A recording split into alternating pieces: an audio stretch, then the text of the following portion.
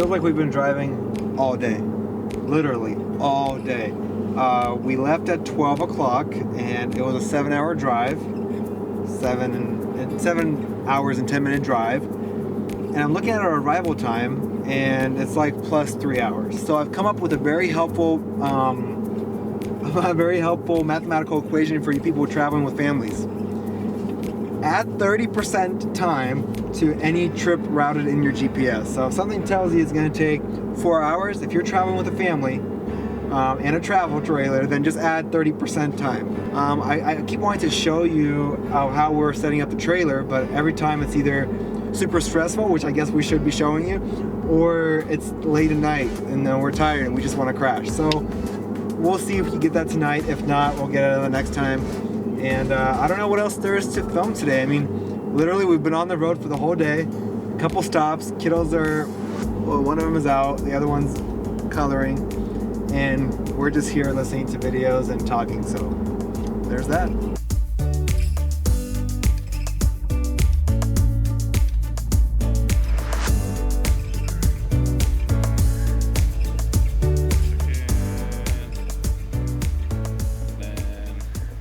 Got a remaining balance of At a 7-hour drive. We've been Oceanside, California. Oh, okay. Turned out to be like 10 and a half. Why? Going 55 plus in all the areas. You doing a vlog? Yeah. Nice. I'm Tommy. Key restaurant still closed, obviously. Wi-Fi information's on the back. Alright, we are completely exhausted. Super long day and drive. But we're here. We arrived around, I want to say it was 10:30 or so, 10:40. Set up the RV. Nadia made all the food for the kiddos.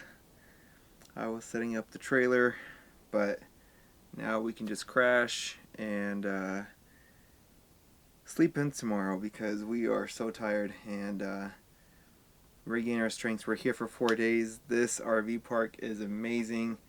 KOA, part of the KOA, which is actually pretty cool. If you are part of a KOA membership, it's only $33 a year, and it gets you 10% off your stays and a bunch of other perks. And so this stay alone already saved us 34 bucks, so it already paid for itself. This is a very nice park because it has its own, we have our own little kids playground and fire pit. The beginning of the trip was a little more stressful, so we're finally rolling into more of the relaxed state of the trip. So Arizona, day one, or maybe night one. Tomorrow will be day one, and we're just gonna pass out now because it's been a long drive until tomorrow.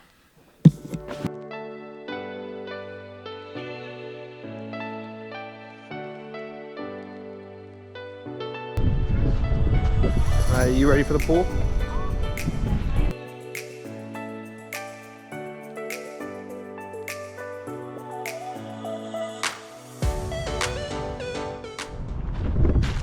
So it's super awesome. There's a bunch of lemon trees on this campsite, and we made some lemon water, lemonade, whatever, yesterday, and these lemons are amazing. I'm gonna pick a few more. Alright guys, today is the first time that I'm cleaning out the sewer line, and I just hope it doesn't turn out like in the movie RV, right? It doesn't explode. Don't worry, I'll get another hose. I guess I'll let you guys experience that with me. So if it does, well, it does.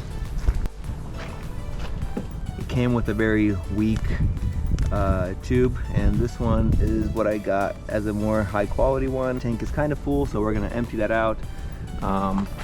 This is for all the new people like myself. Super helpful so you don't have a sagging sewer line. And of course, that right there for you to see if anything's clogged and what's coming out. I'm not gonna show you that process. So thankfully no explosion. But so right now what we have going on is the sewer's open. The sewer's fully open and we have it draining, and then we have another separate hose just for this of where it's cleaning out from the other side. and that's the black water tank flush. So then we have a clean hose, clean system, and no bad smelling residues. So we have a little problem at our last park.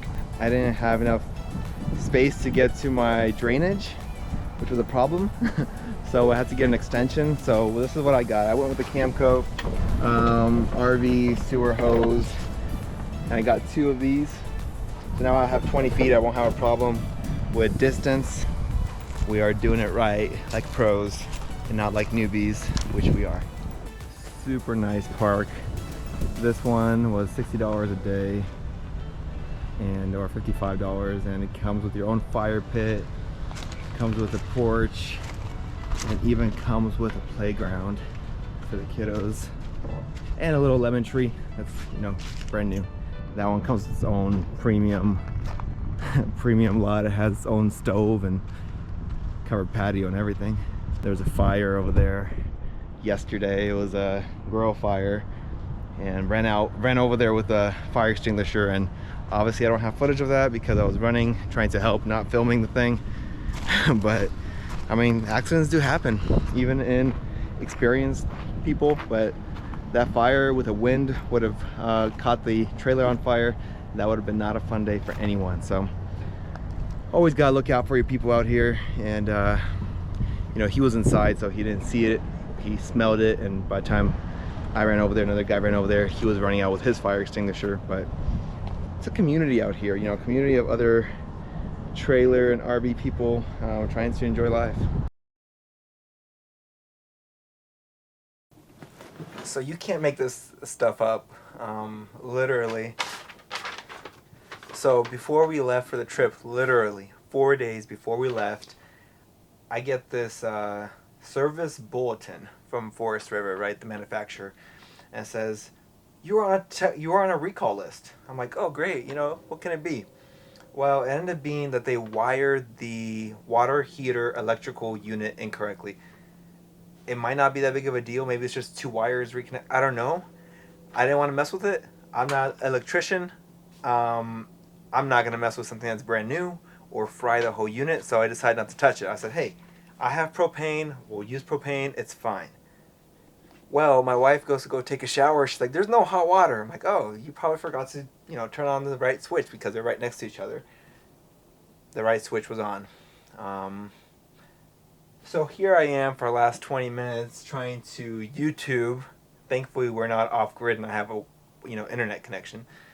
And I'm trying to figure out what to do because we don't have hot water. We are in an RV park with a lot of people that are experienced, and it's what, 10 o'clock right now, so I'll probably ask someone tomorrow. There's a service center down the road, so worst case scenario, we can get it fixed and stay in Arizona longer, I assume. I don't know. But looked at, we have gas supply.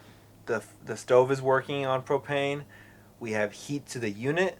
We just don't have the water heater ignition part working, and I don't know what it is. It's probably the motherboard. Kid you not, that would be our luck with this trip. It would be a motherboard. It'd just be all fried and we'd be stuck in Arizona for a week or two. I don't know. Anyways, we'll I guess update you on that and see what that is. But this is not clickbait. This is real life. If you remember yesterday, we lost our water heater capabilities. The gas water heater is not working. The water heater electric water heater switch is not working because it's a recall in this unit, so we don't have heat to our water. So called my place that I got the RV from, which is super helpful, and he's giving me a couple of tips and things to look at and see if we can fix it. Check the fuses and see if the coupler melted. Yeah, nothing, it's brand new, nothing else that we did, and yeah. Okay. Yeah. I don't need to unplug power to the unit in order to pull it out, right? Alright, so it may indeed be that coupler. It may not look fried, but the unit inside, the fuse inside of it might be fried, so it may in fact be this little guy. So we're gonna hook this up direct without it. See if I get a spark. And if I do, then we're good. Here we go ahead and turn it on. That's it. Yep, so it's a bad fuse on this guy.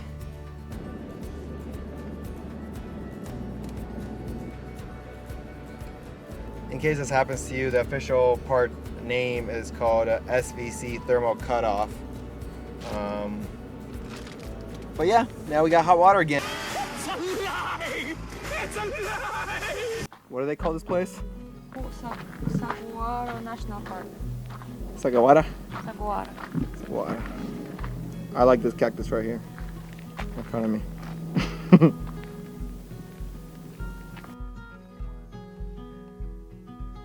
So there's literally like a little wolf or bobcat thing over there.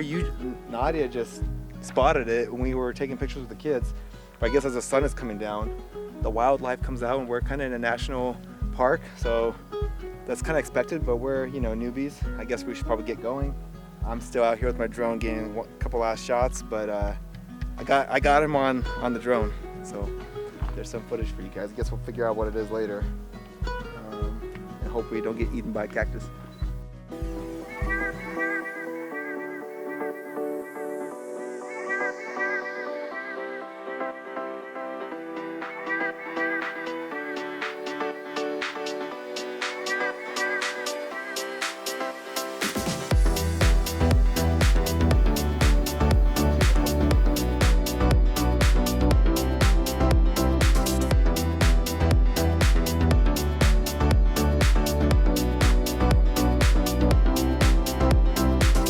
Alright, we're all packed up, all ready to go. Today we're gonna get into New Mexico. We're gonna spend the night and on our way to Texas. But we loved it here. This is the Tucson Lazy Days KOA. So if you're looking for a great place, this was so close to everything. Food, shopping. We had Trader Joe's, In-N-Out, Walmart, Costco. I mean, everything was within like 5-10 minutes max, which was great because we got our refrigerator packed again, ready for whatever heads our way, because we don't know where we're going to stop exactly or for how long. We're going to check out Texas for a couple days. We love this area because this right here, you can probably see it, but this right here is a new lot.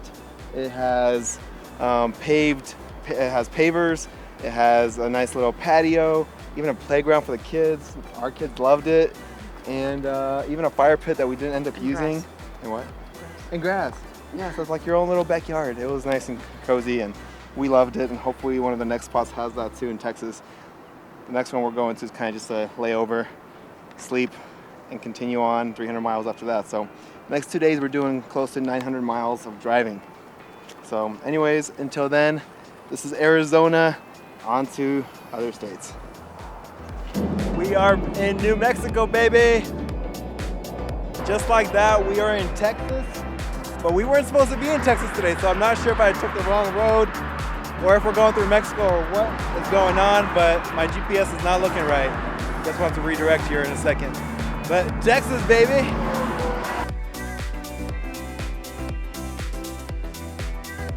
So for a second there, I thought we were gonna be driving into Mexico. El Paso is like right on the border of Texas and Mexico. And for a second there, it looked like we were gonna drive into Mexico.